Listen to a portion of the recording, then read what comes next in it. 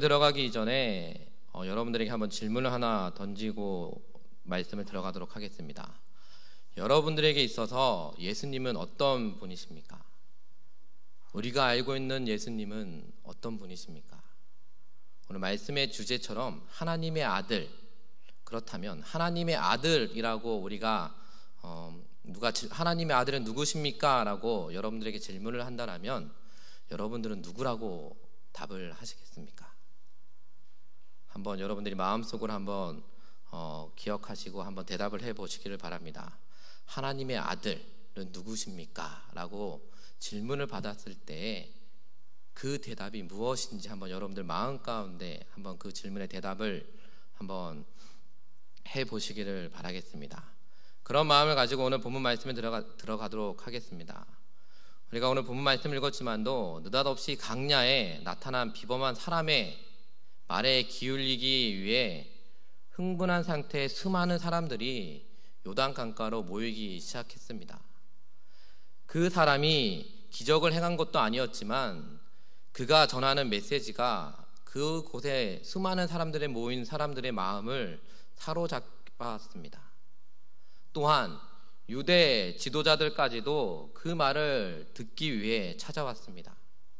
즉 하늘이 400년 동안 침묵해오다 이제 유대 선지자 가운데 마지막 가장 큰 선지자로 세례 요한이 나타나였던 것입니다. 그리고 그는 하나님의 도래를 선포를 했습니다. 그러나 그 나라는 대부분의 유대인들이 갈망하는 정치인인 나라가 아니라 바로 제사함과 영원한 생명을 가져다 주는 영적인 나라였습니다. 요한은 죄를 회개하고 그가 전하는 메시지를 믿는 사람들에게 바로 또한 세례를 베풀며 또한 그의 사역은 하나님의 아들, 즉 예수 그리스도의 복음의 시작이 되었습니다. 저와 여러분들이 잘 알고 있는 것처럼 이 복음이 무엇입니까? 바로 좋은 소식을 뜻하는 말입니다. 그리고 선지자들이 약속한 것처럼 메시아가 오셨기 때문에 실제로 좋은 소식이었습니다. 다시 말하면 새 시대가 밝아오고 있었다라는 것입니다. 우리가 알다시피 예수님의 살아왔던 일생이 무엇입니까? 바로 목자였습니다. 즉 예수님은 목수로 일하시며 자라셨던 나사렛에서 바로 요단강으로 오셨습니다. 그때 예수님은 30살이셨고 사람들에게 잘 알려진 상태가 아니었습니다.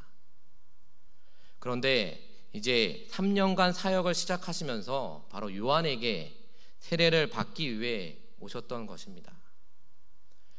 예수님이 물에서 나오자 하나님 아버지께서 하늘에서 너는 내 사랑하는 아들이라 내가 너를 기뻐하노라 라고 말씀하셨습니다.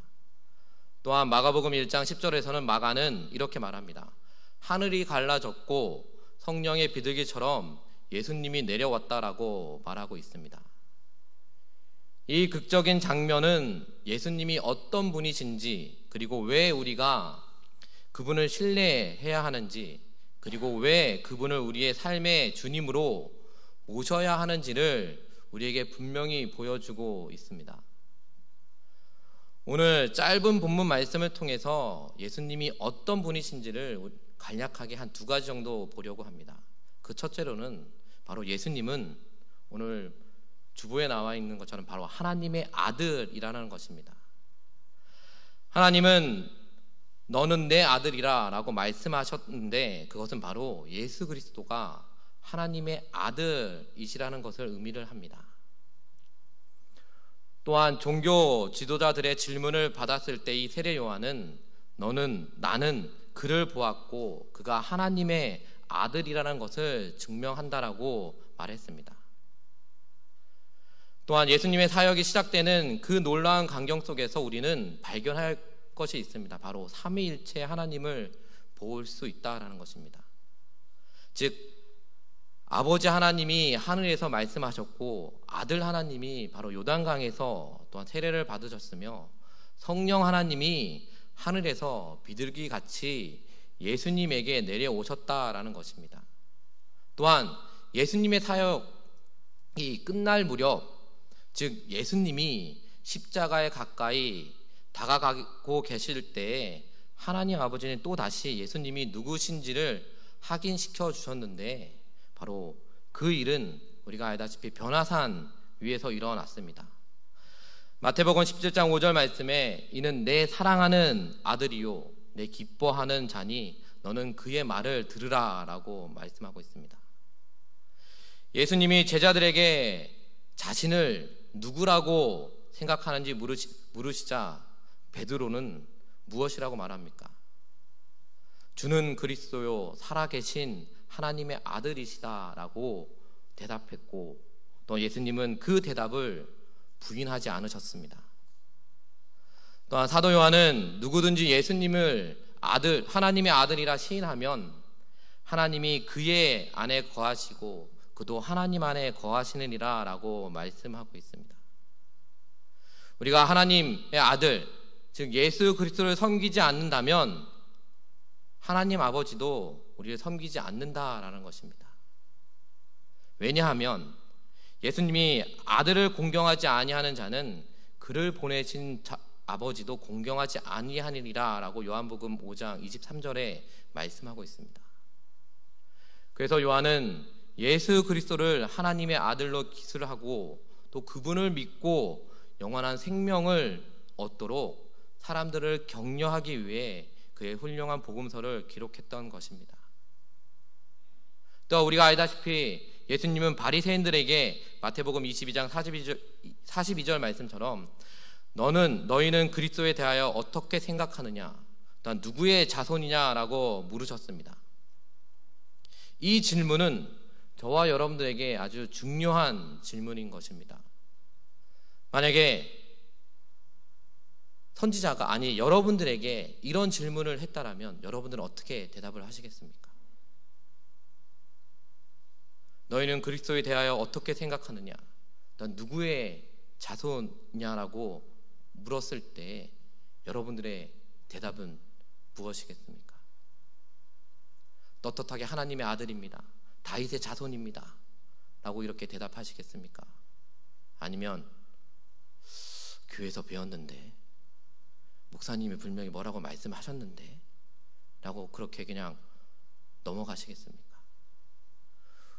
우리가 이런 질문을 받았을 때에는 우리는 하나님의 아들 예수 그리스도를 떠올려야 합니다. 예수님은 분명히 하나님의 아들이라고 말씀하셨습니다. 하나님의 아들은 무엇입니까? 우리에게 다가오셔서 우리를 다시 한번 하나님에게 다가갈 수 있도록 해주신 분이 바로 예수 그리스도이십니다. 그러나 하나님의 아들을 우리가 어떻게 바라보고 또 그 하나님의 아들을 어떻게 우리가 불려야 하겠습니까? 우리는 다시 한번 이런 질문이 우리에게 던져졌을 때에는 하나님의 아들 예수 그리스도를 떳떳하게 대답을 해야 한다는 겁니다. 지금 내 삶 가운데 하나님의 아들이 내 안에 오셔서 나는 오직 하나님의 아들로 나아갑니다, 즉 예수 그리스도를 통해서 나는 하나님 앞에 담대히 나아갑니다 라고 믿음으로 고백하며 나아가는 성도들이 되시기를 바랍니다. 또 마지막으로 두 번째는 예수님은 사랑받는 아들이라는 것입니다. 성경에서 사랑이라는 단어가 가장 먼저 나오는 곳이 창세기 22장 2절 말씀입니다. 이 말씀 구절에서 하나님은 아브라함에게 내 사랑하는 독자 이삭을 데리고 가서 제물로 그를 바치라 라고 말씀하셨습니다. 또한 마태, 마가, 누가에서 이 사랑이라는 단어가 가장 먼저 나오는 것은 바로 예수님이 세례를 받으실 때 하나님 아버지가 예수님을 내 사랑하는 아들이라 라고 말씀하시는 바로 그 장면입니다. 즉 창세기에서는 이 외아들에 대한 아버지의 사랑을 강조되어 있고, 또한 사복음서의 진술들은 독자에게 대한 하나님 아버지의 사랑을 강조하고 있습니다. 그런데 우리에게는 그 주제를 무시하거나 경시하는 경우가 너무나도 많았습니다. 즉 요한복음에 이르러 우리가 잘 알고 있는 요한복음 3장 16절을 읽기 전까지는 우리는 세상을 향한 하나님의 사랑을 잘 깨닫지 못했습니다. 그 말씀이 무엇입니까? 하나님이 세상을 이처럼 사랑하사 독생자를 주셨으니 이는 그를 믿는 자마다 멸망하지 않고 영생을 얻게 하려 하심이라 라는 말씀입니다. 우리가 이 말씀을 읽기 전에는 금방 말씀드린 것처럼 세상적인, 세상을 향한 하나님의 사랑을 깨닫지 못하고 살았습니다. 그러나 이 말씀을 접하면서 우리는 다시 한번 하나님의 아들이 나의 죄를 위해서 십자가에 못 박혀 죽으셨고 그 아들을 우리가 섬기며 그 아들을 위해서 내가 나아가야 한다는 것을, 아니 그 아들을 통해서 제 사함을 받았다라는 것을 우리는 깨닫게 되었습니다. 그런데 더 놀라운 사실이 있습니다. 예수님은 하나님 아버지가 예수님을 사랑하신 것처럼 바로 저와 여러분들도 사랑하시고, 또 하나님 아버지는 아들을 사랑하시는 것처럼 우리를 사랑하고 있다라는 것입니다. 예수님은 요한복음 15장 9절 말씀에 아버지께서 나를 사랑하신 것 같이 나도 너희를 사랑하였느니라 라고 말씀하셨습니다. 예수님이 우리에게 하나님을 알게 하신 것은 바로 하나님이 예수님을 사랑하신 그 사랑이 우리 안에 있고 또 예수님도 우리 안에 있고자 하심이라 라고 말씀하셨기 때문입니다. 하나님 아버지가 아들을 사랑하는 것처럼 우리를 사랑하고 있다는 것을 우리는 기억해야 합니다. 또한 아들도 아버지가 아들을 사랑하는 것처럼 우리를 사랑하고 있다는 것을 또한 기억을 해야 합니다. 하나님은 그 사랑하시는 아들 예수님 안에 있는 우리에게 하나님의 영광스러운 은혜를 값없이 주셨습니다. 에베소서 1장 6절 말씀에 이는 그가 사랑하시는 자 안에서 우리에게 거저주는 바 그의 은혜의 영광을 찬송하게 하려는 것이라 라고 말씀하셨습니다. 예수님은 사랑하는 아들입니다. 또한 우리가 우리의 자녀들을 사랑으로 품으면서 살아가는 것처럼 우리의 삶 가운데 바로 예수님을 사랑하는 아들로 품고 나아가시기를 바랍니다. 그럴 때 바로 저와 여러분들은 예수님을 통해 더 축복의 통로로 걸어갈 수 있다라는 것입니다. 우리가 한 주간 삶 가운데 바로 하나님의 아들 그리고 사랑하는 아들 예수님을 묵상하시면서 승리하며 나아가는 귀한 한 주간을 사시기를 바랍니다. 우린 다시 한번 예수님은 하나님의 아들이요 사랑을 받는 아들이라는 것을 기억하시길 바랍니다. 이제 성탄절이 다가옵니다. 성탄절이 다가오면 우리는 무엇을 기억합니까? 매년마다 그냥 형식적으로 아기 예수님이 탄생하셨네, 그냥 뭐 기념의 예배를 드리지, 그런 형식적인 그런 모습을 하지 않았으면 좋겠습니다. 오늘 말씀을 통해서 예수님은 하나님의 아들이요 사랑받는 아들이라는 것을 우리가 알게 되었습니다. 그 예수님을 우리가 점점점 알아갈 때, 그 예수님의 삶의 모습을 우리가 닮아갈 때에 우리는 다시 한번 하나님 앞에 나아갈 수 있는, 하나님 앞에 더 가까이 다가갈 수 있는 그런 은혜를 받습니다. 다가오는 성탄절에도 그런 믿음을 가지고 우리가 성탄을 맞이했으면 좋겠습니다. 매년 그냥 형식적으로 형식적으로 다가오는 성탄절이 아니라 정말 나를 위해서 하나님의 아들을 이 땅 가운데 보내주셨고 사랑받는 그 아들을 우리가 기억하며 또 그 예수님의 참된 모습을 우리가 닮아가며 나아가는 여러분들이 됐으면 좋겠습니다. 우리가 코로나 이 힘든 상황 가운데 예배 자리에 모인 것도 바로 하나님의 아들을 사모하기 때문에, 또 사랑하는 그 아들을 더욱더 사모하기 때문에 우리가 이 자리에 모였습니다. 그 믿음을 가지고 여러분들이 날마다 승리하며 나아가시길 바랍니다. 그 예수님의 참된 모습, 아니 하나님의 아들, 또 사랑을 받는 그 아들의 참된 모습을 여러분들이 기억하시면서 한 주간 동안 내 삶 가운데 그 하나님의 아들의 참된 모습을 기억하며 또 승리하며 나아가는 저와 여러분들이 되시기를 주님의 이름으로 축원드립니다. 그런 믿음을 가지고 우리 찬양하도록 하겠습니다.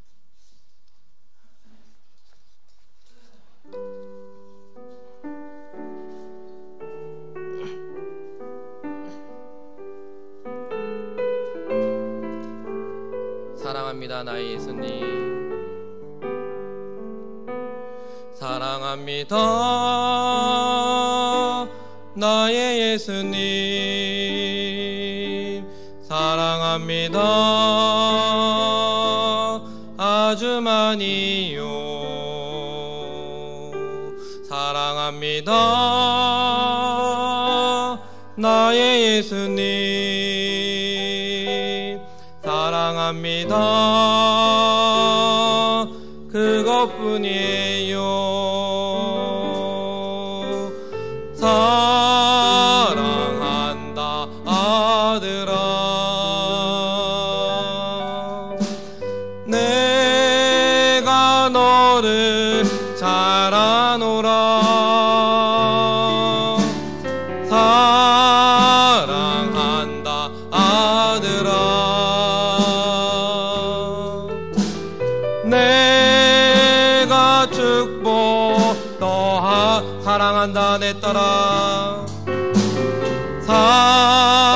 사랑한다 내 딸아. 내가 너를 잘 아노라. 사랑한다 내 딸아. 내게 축복 더하노라. 그렇습니다. 하나님, 예수님은 하나님의 아들이시면서 우리가 사랑을 해야 될 분이십니다.